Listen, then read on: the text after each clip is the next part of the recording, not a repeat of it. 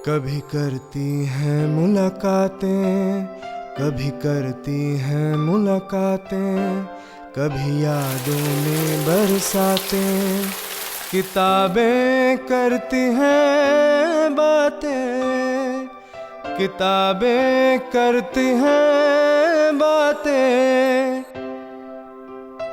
मन की गहरी झील में कूद जाती हैं कभी, सोच के दरिया के संग संग बहती जाती हैं कभी। चाहे शाम हो या हो रातें, किताबें करती हैं बातें।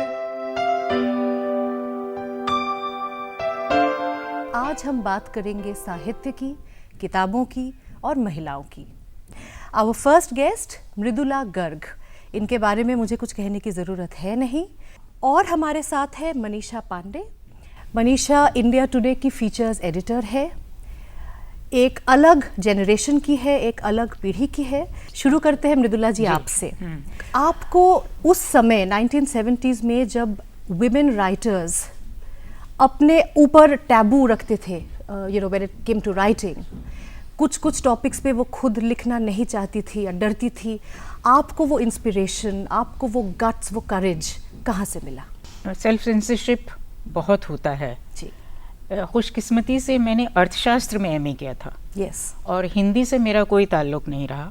साहित्य मैंने बहुत पढ़ा, हर भाषा में, विदेशी और हिंदी, उर्दू, बंगला वगैरह सबका। मुझे मालूम ही नहीं था एक तरह से कि साहित्य पर कोई ऑब्सनिटी का चार्ज लगा सकता है। मुझे मालूम ही नहीं था, सचमुच ही मालूम नहीं था। क्योंकि जब हमारे बचपन में हमारे पिताजी हमें शेक्सपियर में से वो सोनेट्स पढ़ के सुनाया करते थे जो अमूमन ऑब्सीन माने जाएंगे, और हर बार वो ये कहते थे लिटरेचर में ऑब्सीन कुछ नहीं होता। तो हमारी परवरिश ही दूसरी तरह से हुई थी जी। और ये बात मैं कहना ज़रूरी समझती हूँ। हम 5 बहनें, 3 बहनें लेखक हैं, और हम लोग हमने कभी महसूस ही नहीं किया कि जो लड़की होती है उसको अलग तरह से सोचना होता है, उसकी कोई सीमा होती है। बल्कि हमें ये कहा जाता था पढ़ो पढ़ो, खूब पढ़ो।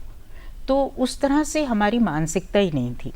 तो मुझे मालूम नहीं था मैं कोई करेज का काम कर रही हूँ। ये तो जब उस पर बवाल हुआ तो मेरी समझ में आया कि बाकी लोगों में करेज नाम की चीज़ है नहीं। Right. You are supposed to play a role, pose करना होता है आपको हर समय। आप मर्दों के सामने तो खासकर पोज ही करते रहते हैं, जो कुछ आप नहीं है वो दिखाते रहते हैं। तो ये, और ख़ासकर लिखने में बहुत ज़बरदस्त सेल्फ सेंसरशिप चलता था। तो मेरी बात पर तो सभी हर ही बात पर नाराज़ हो जाते हैं। आप इतने सालों से राइटर्स को देख रही है, लिटरेचर को देख रही है, जिस तरह से चीज़ें, ऑफ कोर्स मनीषा को भी मैं ये सवाल पूछूंगी, लेकिन आपको क्या लगता है कि हैज़ एनीथिंग चेंज्ड? औरतें तो बहुत बदली हैं। जो औरतें लिख रही हैं वो अब बेबाकी से लिख रही हैं। जब चितकोबरा का सारा बवाल हुआ तो मुझे बहुत लेखिकाओं ने कहा आप तो नहीं डरी, हम डर गए और हमने बहुत कुछ नहीं लिखा जो हम लिखते।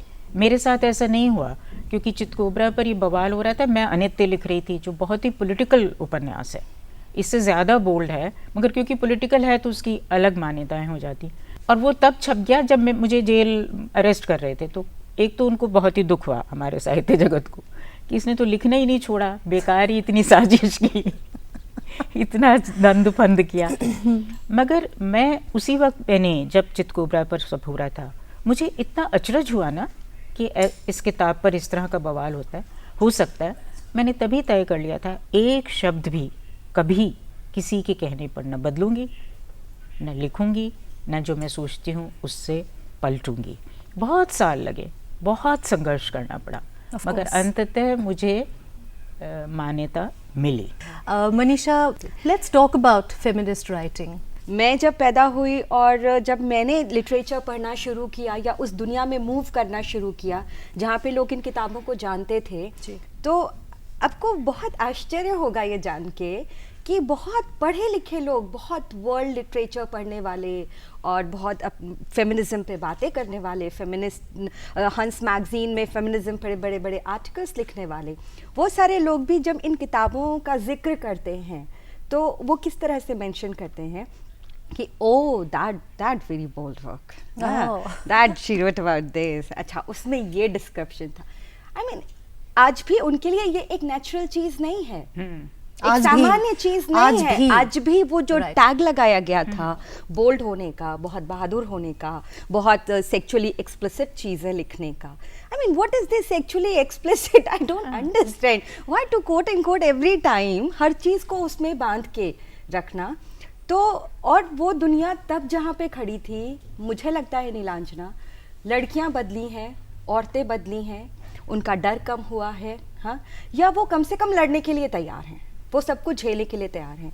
But as far as the system is concern, जहाँ तक मेल राइटर्स का सवाल है, मेल हिंदी लिटरेचर की सारे ऊंचे पोजीशंस पे बैठे हुए लोगों की मानसिकता का सवाल है, वो बहुत नहीं चेंज हुआ है, पैट्रियार्कल है आज भी। बहुत भयानक Patriarchal पेट्रियार्कल नहीं है। असल में दिक्कत ये है कि बहुत सारी औरतें, मैं दोष उनको दूंगी कि वो जो भी उन्हें समझाया जाता है वो छपने के लिए या मान्यता प्राप्त करने के लिए, अब जब वो बात करती है मुक्ति की तो बात करती है देह की मुक्ति। हाँ, अब मैं बहुत बार पूछती हूँ भैया देह की कौन सी मुक्ति होती, brain dead is dead. Exactly.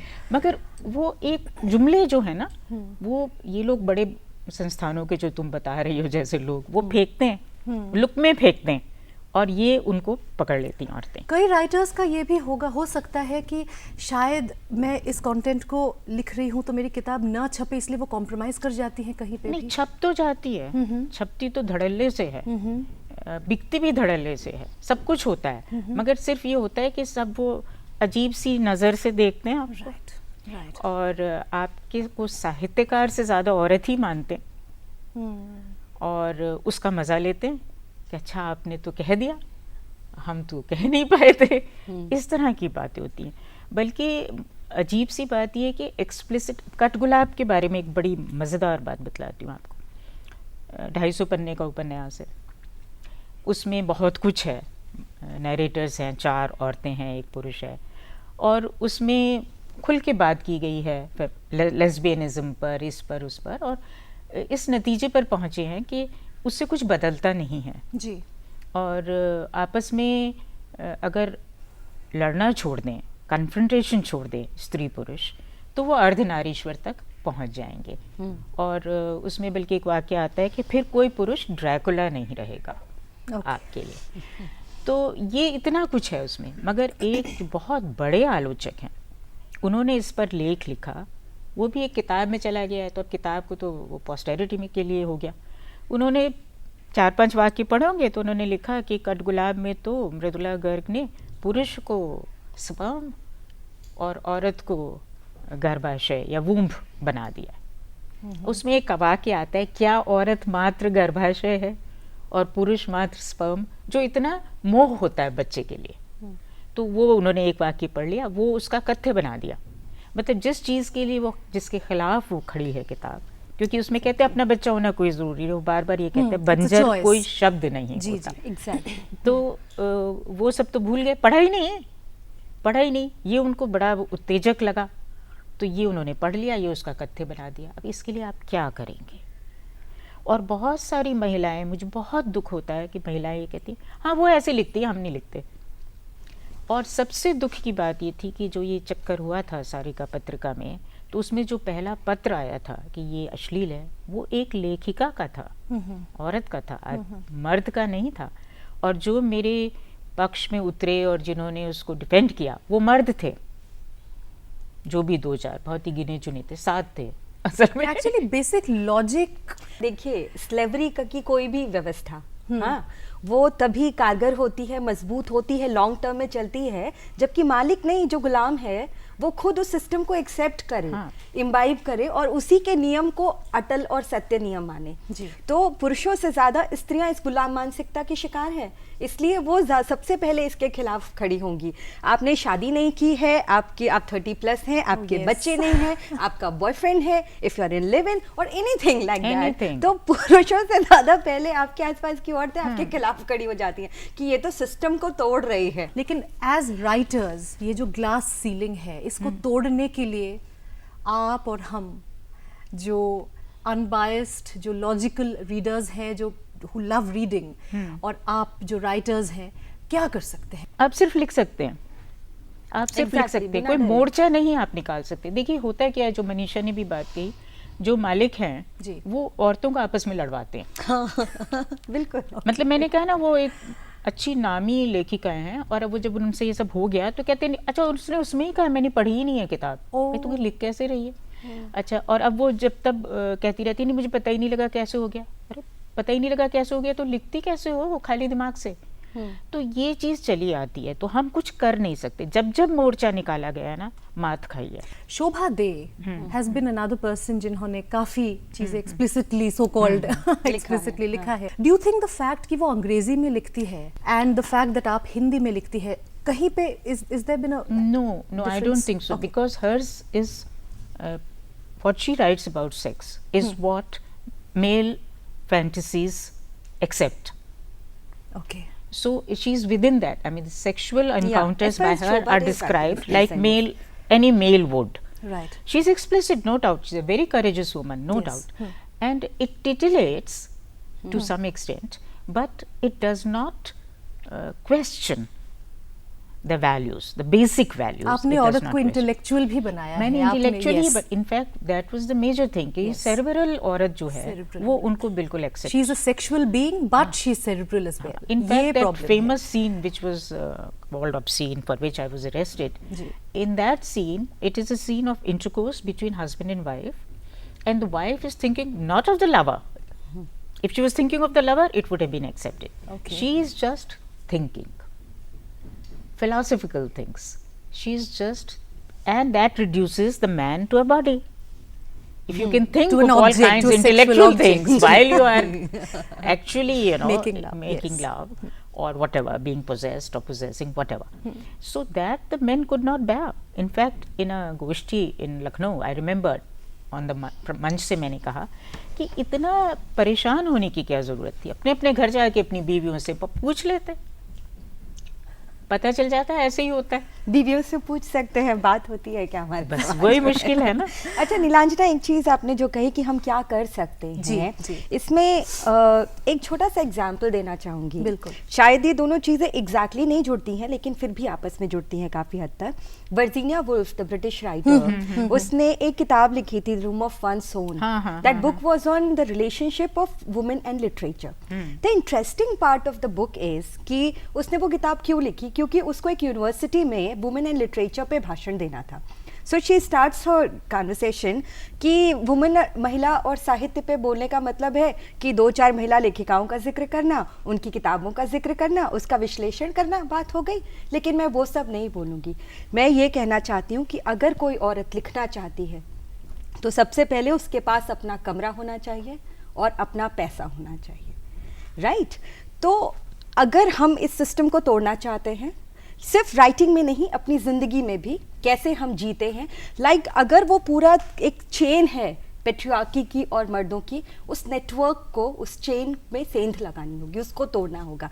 हम अपने मन का लिखेंगे, हमको जो अच्छा लगता है वो लिखेंगे, जो ज़िंदगी हमने देखी है बिल्कुल। और जो महसूस की है, जो एक्सपीरियंस किया है, हम बिल्कुल बहुत ईमानदारी के साथ अच्छा वैसे ही लिखेंगे। आपको अच्छा लगता है, कोई बात नहीं, नहीं लगता, कोई बात नहीं। I am not going to do compromise on those points, इस बात के लिए कि उस पूरे सिस्टम में हम फिट हो सके, उस सिस्टम का हिस्सा बन सके जहाँ पे मर्दों का नेतृत्व है, और उसके लिए अपना पैसा और अपना कमरा होना बहुत जरूरी है। Economic सारी independence। लड़कियों को इकोनॉमिकली इंडिपेंडेंस तो इंडिपेंडेंट चाहिए, मगर अच्छी अच्छी अमीर औरतें इतनी दकियानूसी होती हैं क्योंकि वो उसमें से एक पैसा छोड़ने को तैयार नहीं है। बात ये है कि मैंने एक बार कहा था, अमीर मेरा अपने दम पे हो मैम, अगर तो अपने दम पर हो फिर भी नहीं छोड़ेंगी। नहीं, जैसे प्रभा खेतान को देखिए आप, वो थोड़ा कंपैरेटिवली एक डिफरेंट एग्जाम्पल है। वो महिला ने अपने दम पे अपना पैसा कमाया, अपना बिजनेस किया, और उनकी राइटिंग्स थोड़ी अलग हैं। आई मीन मैं उनको किसी बहुत आइडल उस पर नहीं रख रही हूँ, लेकिन थोड़ा बीली आंधी या इवन आपकी राइटिंग्स, मगर मैंने तो अपना पैसा कभी नहीं कमाया, मेरे पास कमरा भी नहीं हुआ, खिड़की जरूर हुई। आप उस खिड़की से बाहर की दुनिया देख मैंने पाती यही हैं। कहा था जब मेरा कमरा करने आए मुझसे बात करने, मैंने कहा ज्यादा जरूरी खिड़की होती है। आपका कमरा क्या करेंगे, उस खिड़की से बाहर तो देखिए, और खिड़की खुला होना चाहिए, मोस्ट खुली होनी इम्पोर्टेंट चाहिए। आप उसमें से बाहर देखिए, हवा और रोशनी आ हाँ, सके, आ सके, और बाहर से संपर्क आपका पूरा बने। हाँ। और उसको आप गाली भी दे सकें, उसको स्वीकार भी कर सकें। अंततः आप जो भी लड़ाई लड़ रहे हैं ना, वो लेखन के माध्यम से लड़नी पड़ेगी, जुलूस निकालने से नहीं होगा। ये जरूर है कि अब ये देखिए कि मुझे गिरफ्तार किया, सब एक भी लेखक ने, औरत ने, मेरी बहन के अलावा, वो तो बेचारी क्या करती, उसको करना पड़ा होगा, किसी ने इस पर कोई एतराज नहीं जताया। किसी ने ये नहीं लिखा कि अभिव्यक्ति की स्वतंत्रता होनी चाहिए। इतना क्या डर गए? अच्छा, मैं तो मेरे पास ना कोई पद था, ना पदवी थी, मैं कोई नौकरी नहीं करती थी, मैं किसी का कोई नुकसान नहीं कर सकती थी, किसी का कोई फायदा भी नहीं कर सकती थी। सबसे बड़ी जो स्वतंत्रता है वो इसमें है कि ना आप किसी का फायदा कर सकें, ना आप किसी का नुकसान कर सकें, फिर भी लोग आपको पढ़ें। बिल्कुल। मैं वापस आऊंगी जो खिड़की की बात आपने कही, द न्यू खिड़की, if I could call it that, social media, blogs, Facebook, Twitter. आपसे मैं पूछना चाहूँगी, यहाँ पर भी पाबंदियाँ हैं, यहाँ पर भी प्रॉब्लम है, यहाँ पर भी जब आप अपनी व्यूज़ को एक्सप्रेस करते हैं तो जो रिस्पॉन्स आती है वो किस तरह के हैं? जैसे मैंने 16 दिसंबर वाली घटना के बाद अचानक फेसबुक पे काफ़ी लिखना शुरू किया, और मुझे लगा कि सिर्फ रेप पे नहीं, पेट्रियार्की और औरतों का सब्जुगेशन जो घरों के अंदर, रिश्तों में, परिवार में, प्रॉपर्टी रिलेशनशिप्स में, एजुकेशन में, वर्क प्लेस पे, सड़कों पे, स्टेशन पे, रोड्स पे, ट्रेन पे, हर जगह पूरे समाज में जो एक सब्जुगेशन है उसके खिलाफ भी बात करनी होगी, हर एक चीज़ के, क्योंकि हर चीज़ इंटर रिलेटेड है। बहुत इंटरेस्टिंगली आप देखिए, अगर आप ये कहते हैं कि महिलाओं को शिक्षा मिलनी चाहिए, सब लोग कहेंगे गुड गुड। महिलाओं को बाहर जाके नौकरी करने की आज़ादी मिलनी चाहिए, सब लोग कहेंगे गुड गुड। हाँ, और अपने मन से शादी करने का भी हक होना चाहिए, ओके गुड गुड। हाँ, रेप नहीं होना चाहिए, छेड़खानी नहीं होनी चाहिए, मुंह पे एसिड नहीं फेंकना चाहिए, गुड गुड, क्योंकि कोई भी ये नहीं कहेगा कि हाँ ये बहुत अच्छा है।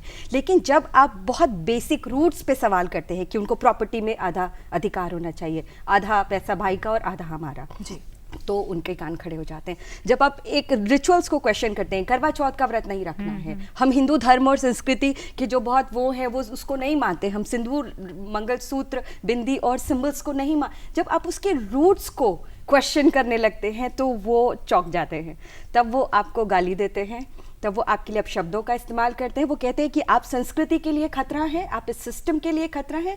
जब आप मैरिज इंस्टीट्यूशन क्या है, बेसिकली औरत को किसी एक आदमी के साथ बांध के उसके बच्चे वो पैदा करेगी, उसके घर में रहेगी, उसके हिसाब से चलेगी, और उस पूरी पेट्रियार्की चेन को जो प्रॉपर्टी से जुड़ी हुई उसको बना के रखेगी, मेंटेन करेगी। जब आप उस रूट को क्वेश्चन करते हैं तो वो आपके खिलाफ खड़े होते हैं। मेरा एक्सपीरियंस बहुत बुरा रहा है, इनबॉक्स में आके घटिया कमेंट्स करना और बाकायदे आदेश देना। I mean, can you believe कि जैसे आपने भी महसूस किया होगा कि तुमने ये कैसे लिखा, तुम्हारी हिम्मत कैसे हुई? आप किसी भी XYZ को ऐसे रोड चलते ऑर्डर दे सकते हैं कि ठीक कर देंगे तुम्हें। तुम्हें तो पता है, मैं इंडिया टुडे में जब कॉलम लिखती थी तो मैंने वो भगवती जागरण पर एक उसकी आलोचना बहुत मजे से लिखा था। तो साहब उन्होंने कहा हम आपको मार देंगे, ये है वो है। किसी से कहा तो उसने कहा मैं आपका फ़ोन नंबर नहीं दे रही। मैंने कहा नहीं दे दो, पता भी दे दो, आए तो सही मारने ना, पता तो लगे कुछ। फिर मैंने कहा और इनसे लड़ने कौन जाए। मैंने एक और लिख दिया भगवती जागरण पर, कटाक्ष, उसमें वो पहले से भी मतलब ज़्यादा बेबाक और उस तरह था। तो ऐसी चीज़ें, आपने मंदिर के खिलाफ कुछ बोल दिया, आपके पीछे पड़ जाएंगे आप। अच्छा, सबसे मजे की बात सिस्टम के खिलाफ आप बात नहीं कर सकते, आप उसके पत्ते वत्ते उखाड़ते रहिए, लेकिन अच्छा आप मातृत्व, जैसे माँ बनना बहुत बड़ी बात है, उसको बड़ा महिमा मंडित करते हैं दुनिया भर की। मुझे कटगुलाब के लिए इसलिए क्रिटिसाइज किया गया कि अरे वो सारी औरतें उसमें माँ बनना चाहती, और वो भी उसका हक है कि वो माँ बनना चाहती है कि नहीं, ये बात आपने कही, क्योंकि मैंने हक की बात कही। अच्छा, दूसरी बात की जिम्मेदारी नहीं। हाँ, अच्छा, मैं हमेशा ये कहती हूँ कि मातृत्व को आप कहाँ महिमा मंडित करते हैं। शादीशुदा औरत का माँ बनना ठीक था, शादी से पहले गर्भवती होना ठीक नहीं था। इसका मतलब ये हुआ कि जो महिमा मंडित हो रहा था वो ये था किसी पुरुष को विधिवत पिता बनाना। एब्सोल्युटली। मृदुला जी और मनीषा जी, बहुत अच्छा लग रहा है आप लोगों के साथ, लेकिन इस प्रोग्राम के एंड की तरफ हम आ चुके हैं। मतलब इस बात पे तो बातें रात भर हम कर सकते हैं, है ना, लेकिन हमारे इंटरेस्ट का भी टॉपिक, बहुत ही इंटरेस्ट का टॉपिक है। और लेकिन अनफॉर्चुनेटली मुझे इस वक्त सबको गुड बाय बोलना होगा।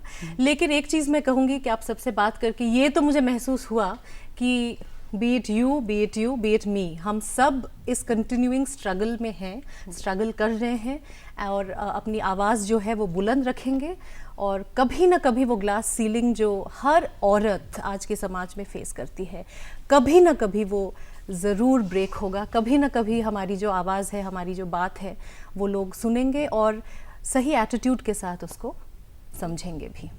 Thank you so much Mridula ji, Manisha, thank you so much. Thank you, Neelanjana. Thank you. अपने काव्य संकलन फिर भी कुछ रह जाएगा से मैं 2-3 छोटी छोटी कविताएं पढ़ रहा हूँ। एक कविता है पुस्तकें।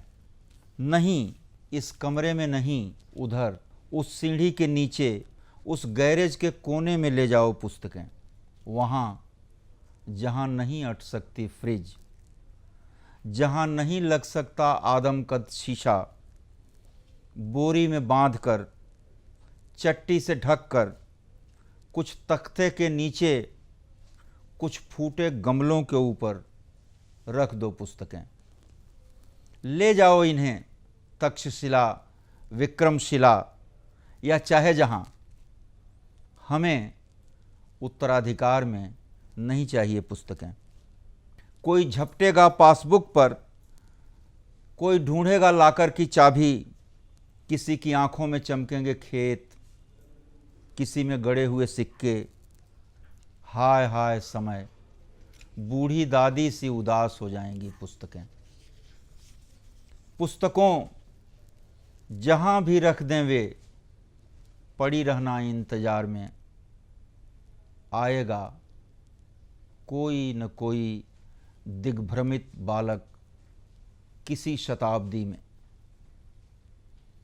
अंधेरे में टटोलता अपनी राह, स्पर्श से पहचान लेना उसे, आहिस्ते आहिस्ते खोलना अपना हृदय जिसमें सोया है अनंत समय।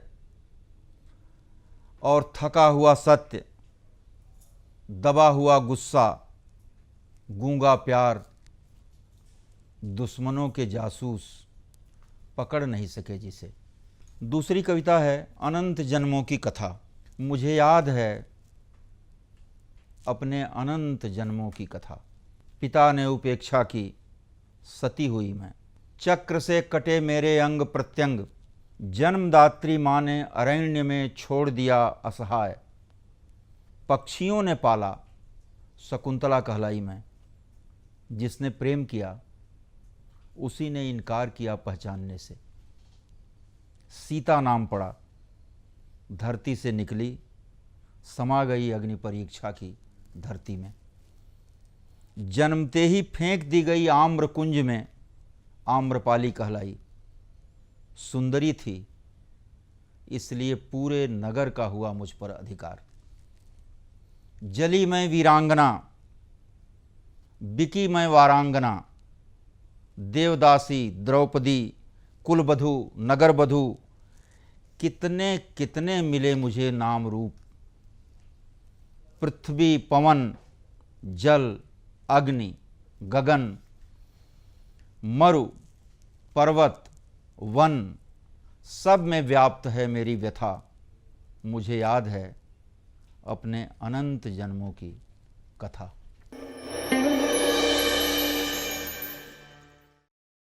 ప్రేమలన్నీ జారిపోతాయా, జారిపోయిన ప్రేమలన్నీ తిరిగి దొరుకుతాయా ఇప్పుడు? పక్కకు నెట్టిన ప్రేమలన్నీ తిరిగి తారసపడతాయా ఇప్పుడు? దేన్ని త్యజించామో అది అందుతుందా ఇప్పుడు? ఆనాటి ఘటనలన్నీ బయల్పడతాయా శిలాజాలుగా ఇప్పుడు? ఏది అందిందనుకున్నామో నిజంగా అది అందలేదనిపిస్తుంది ఇప్పుడు. చెట్ల తలలు వంచి పూలు కోశాం, రాత్రుల అంచు వెంట నడిచాం, ఆదిమ గుహల గుండా ప్రయాణించి అద్భుత సౌందర్యాన్ని పట్టుకున్నాం, భూమి పొరల్ని చీల్చి ఒక ప్రవాహాన్ని కనుగొన్నాం, ఎక్కడో ఏ శిల పక్కనో కూర్చొని వేణుగానం మాలపించాం. పాత కోటలు, బురుజులు, అంతఃపురాలు, శిల్ప సౌందర్యాలు, అణగారిని అత్యంత ప్రేమలు నిర్మించాం. ఇక్కడ ఆగాను. ఈ ఊరి శిథిలాల పక్కగా, గృహఛిద్రాల పక్కగా జీవితం వినిర్మాణ దిశగా సాగుతున్నప్పుడు పశ్చాత్తాపాల అవసరమా? నిజమే, నిర్వేదం సమస్తాన్ని చంపుతుందా? కొరగాని తనమేదో వెంటాడుతుందా? మార్గాలన్నీ మూసుకుంటున్నప్పుడు, లేదు మూసుకుంటున్నట్టు కనబడుతున్నప్పుడు బుర్రల బండితో మళ్ళీ ప్రయాణమా? సాయం సంధ్యలు తోలుకొస్తున్న పశువుల మందమెంట మెరుస్తున్న కళ్ళతో పేడతట్టతో ప్రేమయాత్రన? కాలవలెంట గవ్వలేరుకున్నట్టు అన్నింటినీ ఏరుకోవాల్సిన సందర్భమా ఇది? దేన్ని దేంతో హెచ్చివేయాలో, దేన్ని దేంతో భాగించాలో, దేన్నించి దేన్ని తీసివేయాలో తెలుస్తుందా ఇప్పుడు మనకు?